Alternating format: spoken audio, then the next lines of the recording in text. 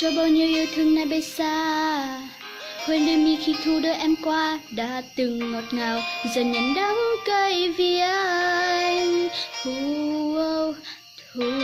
vườn tóc anh mơn man bên làn gió vươn, trên mi em đang xuống con phố nhỏ nhẹ nhàng đầu đầy mùi hoa sữa đỗ. Nghe xung quanh âm thanh vang lên sao thân quen, trong bao nhiêu ngu ngơ vu vơ mùa lá vàng thật nhẹ nhàng, dù mùa thu không còn yêu anh nữa.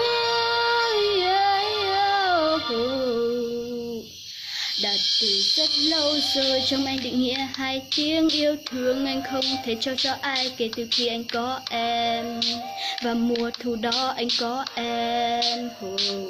Vậy có sao giờ hơn một năm trôi qua người đã khác xa thật nhiều, anh nghe tiếng lá giờ không còn em nữa, và mùa thu đến anh không còn em nữa. Có lẽ nào em vừa quên đi, và có lẽ nào em đưa mùa thu đi, có lẽ nào mùa thu chẳng còn lại gì trong tâm trí em, có lẽ nào em buông anh đi xa mất, có lẽ nào anh không phải người mà em yêu nhất, có lẽ nào anh phải tin yêu rằng chỉ là một giấc mơ.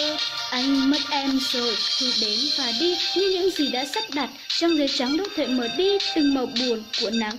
Ơi vu vơ câu hát gọi là chưa bao giờ em biết tặng, em nhận bước chân qua bao ngọt ngào bao nhiêu cố gắng, có hay không những bước thẳng trong con tim em từ một khoảng rộng. Biết lúc nào anh có thể lại được gặp em một lần nữa, là khi đó anh cảm nhận mùi hương tàn cánh hoa sữa. Anh yêu em thật nồng nàn như một định lý đã muôn thuở.